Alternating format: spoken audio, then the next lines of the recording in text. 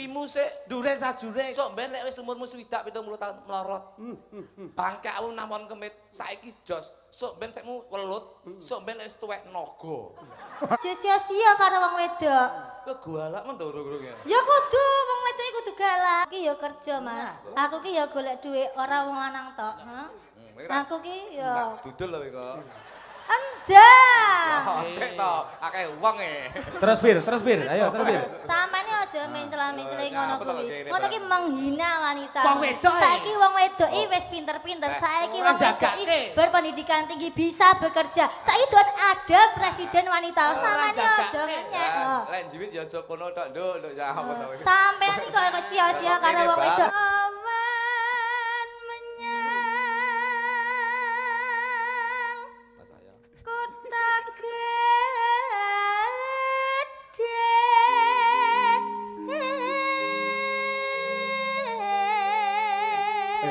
Tik. Aku demi Allah aku. Luwih becik patenono timbang pisah.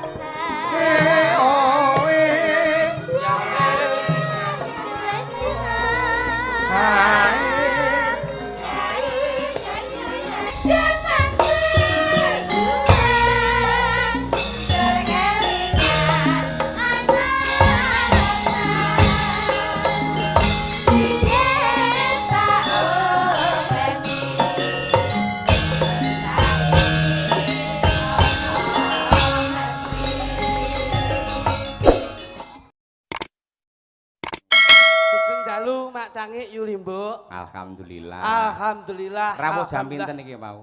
Nembe kemawon kalawa tabus dosa. Pun diantu-antu kali panitia jenengan dipun paringi tempat transit yang istimewa lho. Alhamdulillah pancenipun saking keluarga besar Kabupaten Madiun. Nggih. Mliginipun wonten kepemerintahanipun para pejabat-pejabatipun Leres. memang menghormati berbagai kalangan seniman yang berdasarkan dengan budaya masing-masing. Dirangkul kabeh ya, Mas. Nggih. Mula mboten bedak-bedakaken papan panggenanipun sedaya dipun mulyakaken wonten wingking, Mas. Leres. Alhamdulillah. Mula bombonging manah remening penggalih kula panjenengan sedayanipun Ampun mirsani mriku to, wingking. Nggih, Mas. Alhamdulillah. Pripun megah, resik. Niki sing jarani gelare kaya ngeten iki ngungkul-ngungkuli kraton Ngayogyakarta, Mas. Alhamdulillah. Nggih. Mula alhamdulillah kula iki kaya gumun kula, Mas. Kok gumun? Saka sak monten agengipun. Nggih. Lawang ya ngungkul-ngungkuli lawang omah. Nggih. Cobi. Niki lawang siji dingge lawang kula ngomah iso entuk 6, Mas. Saka gedene. Saking gedene, Mas. Masyaallah. Ngoten mula alhamdulillah sedaya fasilitas nggih mumpuni. Pun kados hotel. Nggih. Nganti niki teng jeding buka kran men mboten iso.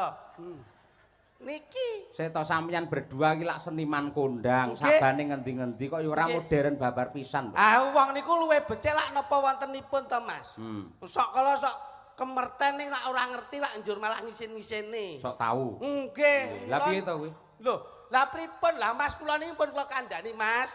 Nek ora ngerti nggon papan panggonan tenggene ruangan. Pripun? Walah langsung roh nggone anyep njur gletak. Wah mapan sak penake niku digetke wah karpete nggon kabupaten apik ya. Kamu kok sing dituroni niku keset. Wong ora nyaman. Wah ra gaul blas lek kuwi jan ngisi-ngisi. Karpet ngisor jero kae ya wis kaya ngono kuwi. Wong kene keset wae apik kok padake ngomahmu. Mula nggih alhamdulillah Gus. Mula dawuh saking beliau Bapak Bupati Bapak Haji Heri Wuryanto lenggah satata kalian Bapak Wali Bapak Wakil Bupati. Insyaallah sedaya jajaran kepemerintahanipun beramanah dan terarah selalu membawa harkat martabat budaya Indonesia dan membawa sejahtera makmur masyarakat Madiun. Tepuk tangan. Tepuk tangan untuk Bapak. Budhe iki nun saya nggih budhe nggih. Biyen nom-nomane ayu kaya apa? Alis-alisan yo kenceng ngene. Iya, nanggal sepisan. Nanggal sepisan. Nggih. Ning sok ben nek wis sepuh.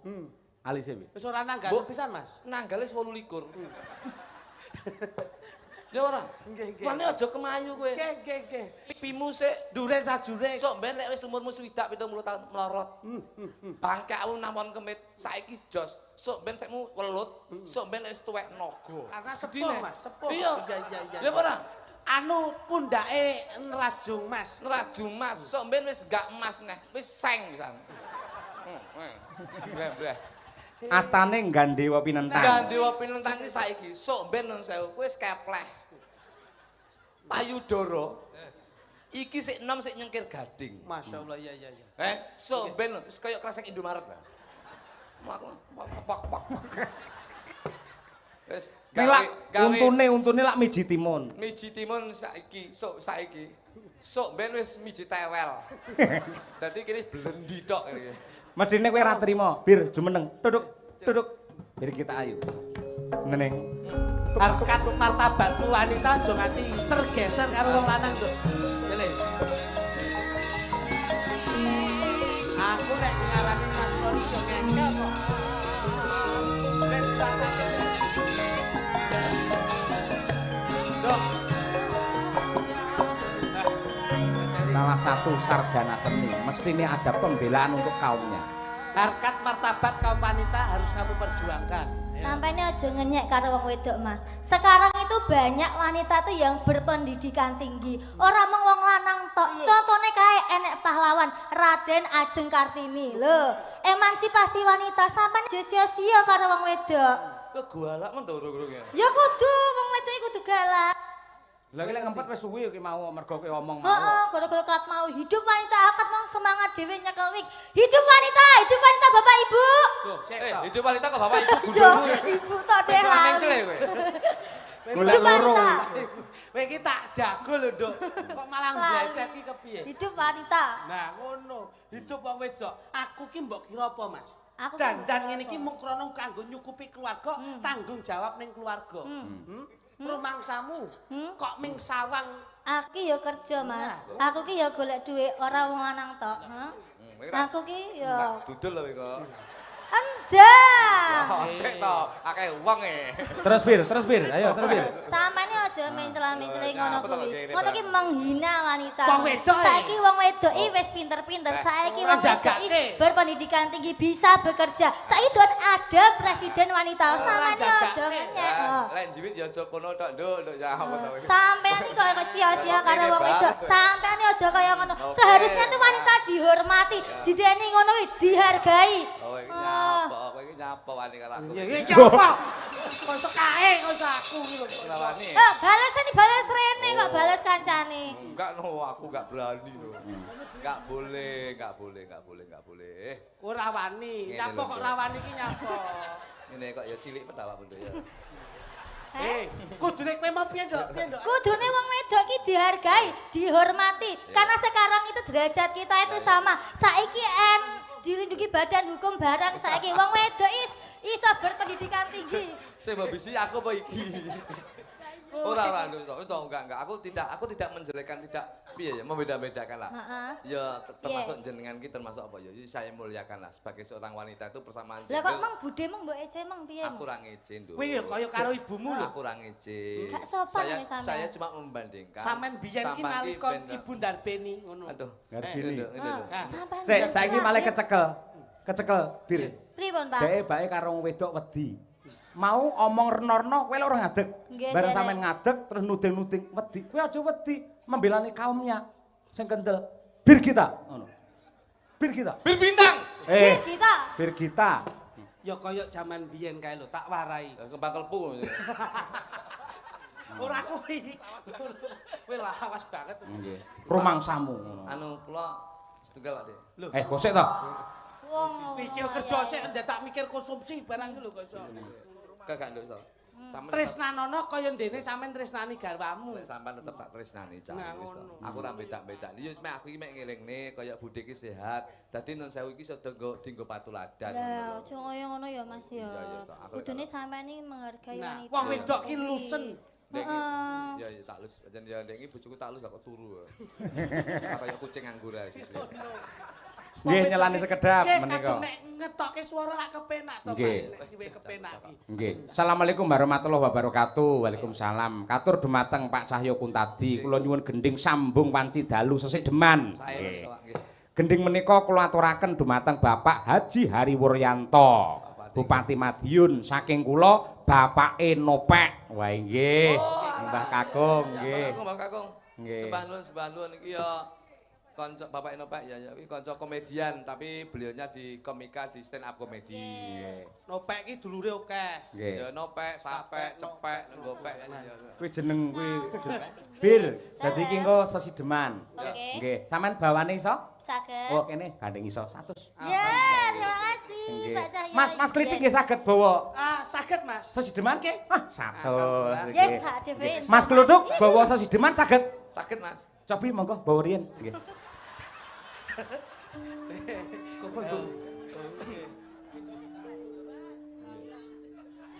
Sesideman. Sideman nggih. Ono wong iki nyambut gawe. Nggih. Kowe mau sakit muni sakit tok 100 kowe iki. Piye to? Sakit tok. Sik ben cetok kene. Saya dibalani. Bocah sing demokrasi kabeh iki cetok. Nah, ngono. Jadi ketika dia itu mempunyai prestasi, pantas harus. untuk mendapatkan rezeki. Betul, Bir kita diapresiasi. Dalam Pak. tembangi lak sesideman. Sesideman. Bawane saged sesideman. Saged. 100.000 kene. 100.000. Mas Klitik, Dawuh. jenengan piyayi nyeni. Nggih. Bawa sesideman saged? Angke mengke sareng-sareng saged. Siap, monggo 100.000. Mas Kluthuk, Dalam bawa sesideman saged? sakit Mas. Monggo bawa riyen, monggo. Oh malah kayak kena beda karo kancane. Bismillahirrahmanirrahim. 1 sendi. 1 sendi iki. Lah ra iso yo ben kae. Mas ya Pak. Kene. Kene, Nduk, kene. Ya Mas, kene. Nggih. Aku karo adimu iki ngalah. Ngalah wis. Lumpukno, lumpukno. Ora trimo 100 ning 200. Nggih Mas. Nggih. Kono sesideman. Nggih. Bisa ya Dar. Ya. Heeh. Bisa ya. Nek nganti kliru hukume piye, Mas? Yo ditarikno. Wong utang kuwi nyaur. Nyaur. Ah, wajibe nek umpama wong kuwi nek wis aguh nyaguhi tanggung jawabe yen nganti ora iso berarti kudu Dibalekke. Wiwitane. Sesek anu kurang gandem suarane, kurang gede. Kurang gede, Mas. Yo sing ngantep. Wiwitane. Ngono kuwi. Ya 100 sisa berarti ya. Aku nyontoni kowe kuwi lho. Wah, aku wong lomo ya lho. Lomo wong budale kok kono e. Kowe iki hitungan perbankan kok jan Wiwitane. Oke wae. Suarane wis ngono kuwi. Datar biasa. Untuk 200. Handerek sang peking. Peke salah. Nih. Salah, Mas, salah. Balik salah. Peke iki kaya emprit ae kok iso. Sing bener apa, Bir? Pekek, Pak. Peke nyok 1. Yes. Sing yo kleru datar iki. Ngono kuwi. Ya, Nggih. 100. Kene duwite sing bener napa? Tuk, peke ngapa peke? Tuk. Peke melu-melu bir kita. Ya ngerti ya. Ora iso. Lah wis iki banter no. Kowe kuwi budek. Trah yo kuping musisian kok. Ayo. Oh ya, lek nglumpuk yo loro karo ngene. Malah koyo setrika. Ngono ditarik pisan. Ayo. Ayo. Bawa wis gak iso. Lho terus ke. Ora iso, Dek. Lelo. Ayo. Priya bagus. Kamu rono, Nduk. Ben rada apik. Sing banter dar kowe kuwi budek kuwi. Kuwi ra iso omong banter ta suarane pol ya sakmono. Kok iso. Hangola. Ngolah apa? Masak apa piye ngolah ora? Hangola. Budaya.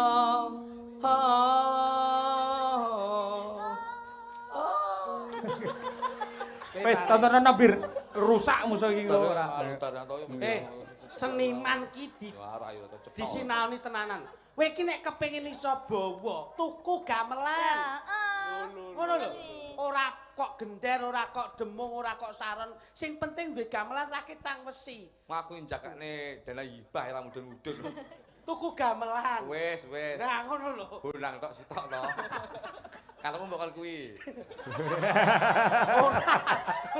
Mbok apa? Bakal tung-tung ngono ta. Kowe iki liyane akeh kok dadak. Ayo Bir. Seneng kamu ngentahi. Isin. Isin kok makat. Lah ya nyapa. Sawan menyang Mas saya. kota gede.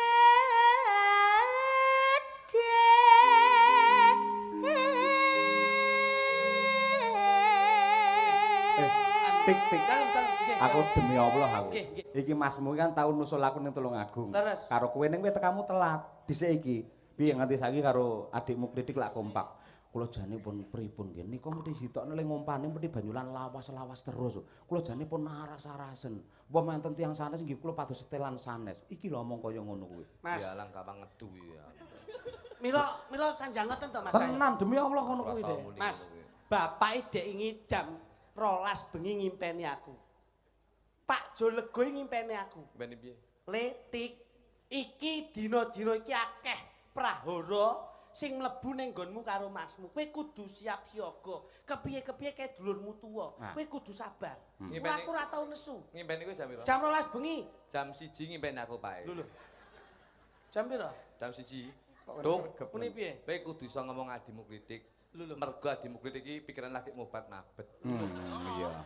Ora omah ya. Jam 1 wingi ngimpeni aku. Kowe jam piro kuwi? Jam 1. Jam 2 kuwi lho bapak ngimpeni ning turonku nek. Mosok Iya. Letik, masmu kluthuk kae ora gatekne kowe. Saiki isine ming nesu emosi. Kowe dadi bocah enom kudu iso nglungguhke dadi bocah enom. Kudu iso ngomong masmu. jam piro? Jam 2. Jam 3 iki Pak ngimpeni aku nek. Bapak sik moro-moro Moro jam. ning nggonku. Muni piye? Duh, wis pisan maneh tak kandhani.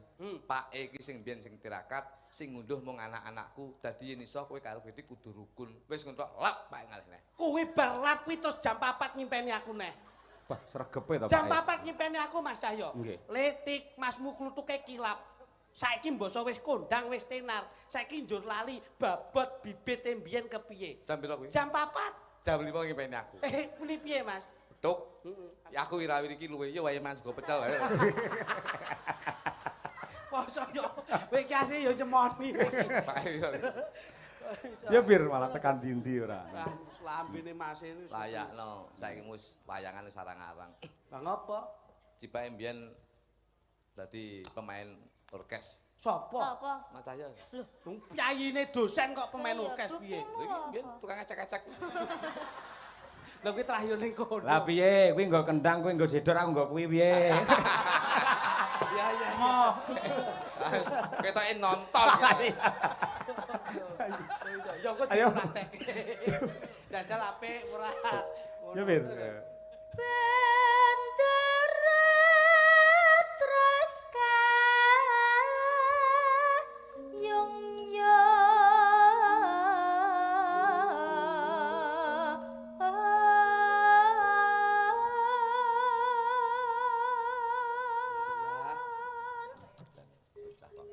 Ayu.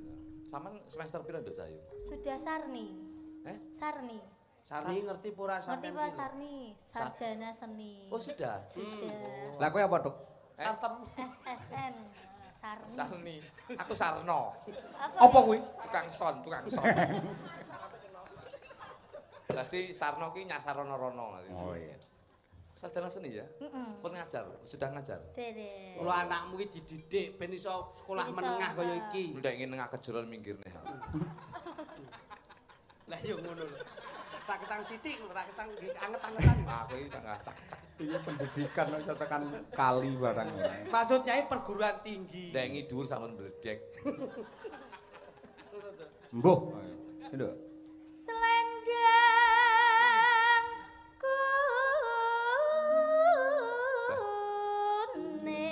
Wah, jantenan Mas. kuning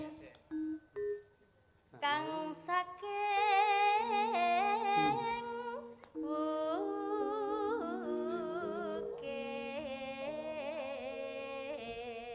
Mas Cahyo. Dalem. Anu Suasana ngeten iki jan saestu. Nggih. Ingkang bawa bir gitar.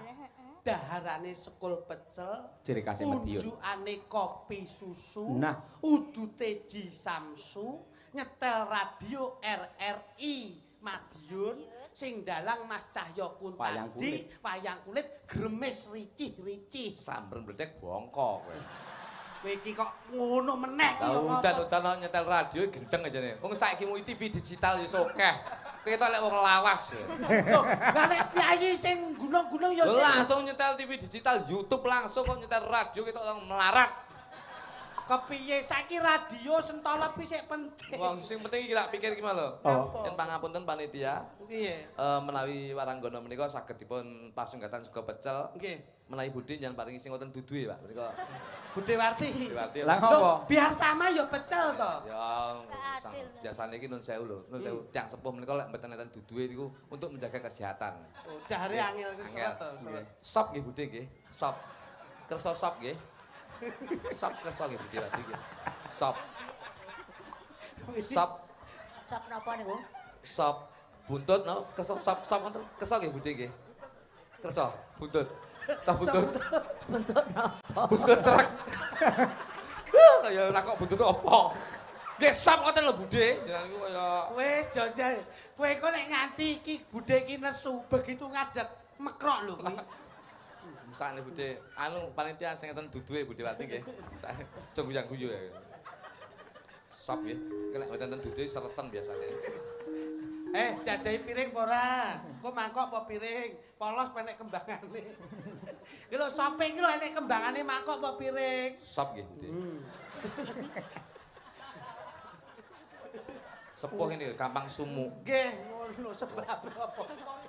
Pori-pori wis nutup. Kowe tak kletak dhewe lho, Duk, ora. Rene, aja rono. Ora senengane Kiai Sepuh ora nggih. Iki men mangestoni sing bocah-bocah kok malah garapi maran ora. Aku kangen kalih budhe kula niki. Lho, golek kowe mulih ora nyangoni tenono kowe. Sangoni. Mas, papunten. Tak omongi, Mas. Nek nun sewu Budhe Warti niku kalih kula nalika kula tenggene Abai Kirun lak dangu. Budhe niku sinden ampuhe nggene Patski. Leres Patski nggih. Niki budhe niku tembang napa kabor, gambir sawit, laler mengeng. Iso. Lah bojomu iso. Laler mengeng, gambir sawit iso.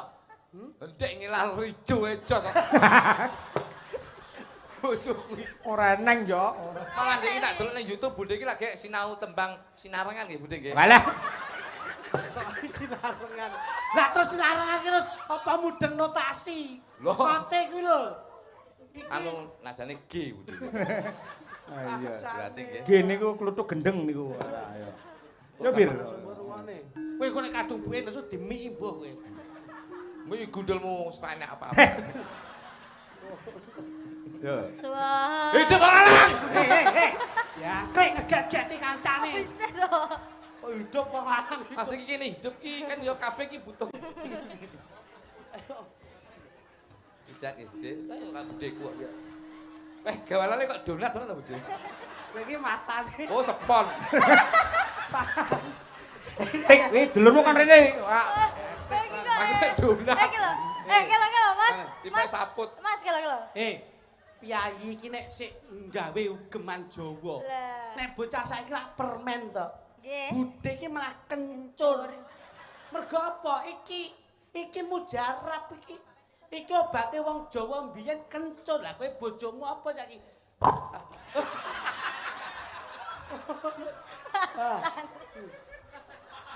Mata tekmu iku. Tahu mak gadul. Kok ya roh to. Ayo. Kencur. Nek kencur lho, ya kalah pengalamane karo bojoku lho. Apa? Bojoku ngalor ngidul sing dikrethaki laos kok. Laos ki ya ususe panunen lho iso. Tak kancane budheku aku. Ra sithik to. Budhe kula. Kali kula nggih budhe nggih, Dewarti nggih. Kuwangen kula karo budhe. Kuwangen. Suara kurang permana ning wasesa. Njing temu di budhe. Rai. Teng, kateng. Mas Klitik. Piye Dik Birgita? Besok aku nek wis sepuh. Piye. Nek wis tuwa, nek wis rambutku putih aku bangga mbok openi to, Mas. Tak openi Dik. Aku tetep ngopeni senajan to sampean wis tuwa, senajan to wis kepiye-kepiye tetep tak syukuri. Mas ya kulitku ki keriput tak tanggas openi. tresno, Mas. Sing tak contoh lak Masku to. Mas kowe delon wong tuwa itu openi. Oh, romantis kok kowe. Romantis lah. Oh tak contoh ngono lho. Lah. Wong wedok mripate karo dhuwit. Lah lho. Lah kok pengabdianmu lho. Iya. Salahmu. Kowe ngejak hidup wong lanang. Pak Babu. Itu wong lanang. Pak Babu rawani wisan. Wes, hidup oh ya. Dibanti gak kali lagi. Lho kuwi kowe karepmu ki ngopo kok iso buka ngono lho. Kurang. Kira. Gimik to. Lah wis jelas to kok iso kene to. Nah, pengabdian kepada ibu Kirang, itu Bude. Kurang. Oke. Lah ngono kuwi bekti karo wong tuwa iki ngono kuwi. Kurang. Ya. Wah, Kurang. Kurang. Ya. Wah, lomo Kurang. bocah ki. Kurang. Mosok ngene 400. Lho bekti karo wong tuwa Hei, aja kok ngene 400 pi? Ndek inge 300.000 wayu ya aku. Bocah ki janji ki. Kowe nyepelekke kowe. Mas iki tanggapan ndek iki lho, penyanyi campursari nggonku ki lho. Ibu itu bukan harus dikasih materi, tapi sebuah bakti. Oke. Apresiasi. Baktimu karo ibu ki lho. Diapresiasi. Dek. Pesan kas. Ya. 500. Sesuk lek ketemu aku balekne 550. Oh, lah bang plecet lagi kita. Mangsane. Kok jas to, Bu? Hidup piye? Jeleput ngene kaya. Hidup wong lanang. Hidup mau encep ya. Ora apa-apa. Mang idoni Bude niku. Ora. Tuman. Ora tak toke wae. Dek entek 500 jamil ngene tok. Hei, entek 500 ngene tok. Pancen beda tiba ya. Piye, Mas? Lek ben kita ketok sisen tak jalur ngene. Iya, Pak. Ginjur. Iya, lek kene. Tak jalur. Lho ketok tok. Siap kowe, Mas. Potlok. Ya Bir, bacane ya Bir. Ayo. Sampai sama si Gane. Mbah Nur nggih Bude. Sehat ora. Boten kula ikhlas sak dhek nggih. Oh alah. Nggo tuku sepon donat Mbak Dik. Sepon donat uyuh kuwi iki nggih wedaan kok iso. Benar. Tiasulestia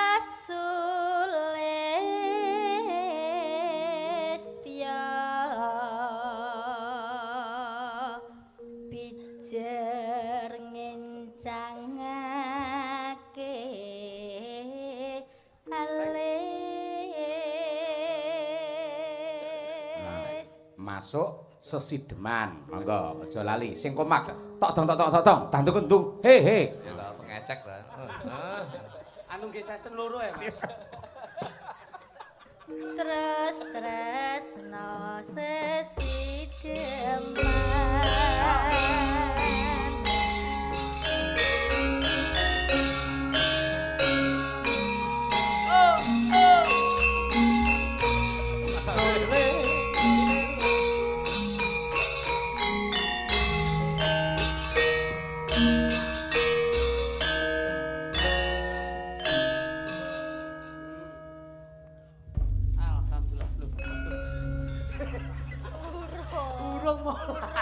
Urung kok iso pecicilane iso. Sok 500 sing joget ora oleh ya. Ya jogetan ning kene wis wayah. Nano nano kono lagi kendang muni sugeti. Sekali-sekali heksos apa kok nano. Ya permen. Nggih.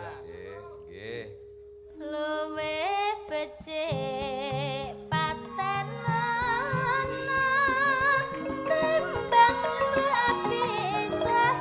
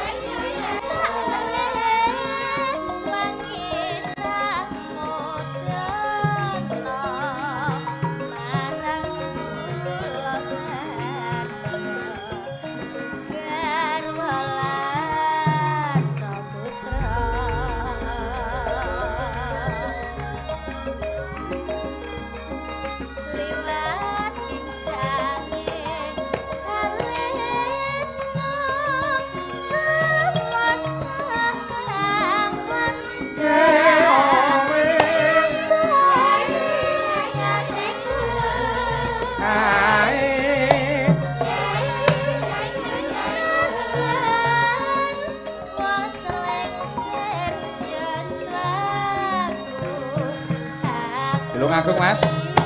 Joget Sak, yuk. Joget Duk, rokok engko.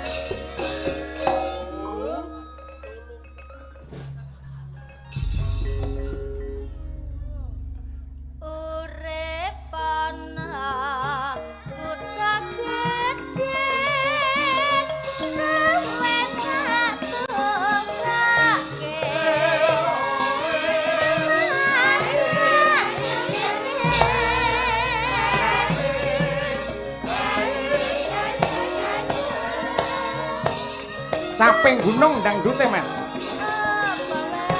Kelangenane Bapak Bupati.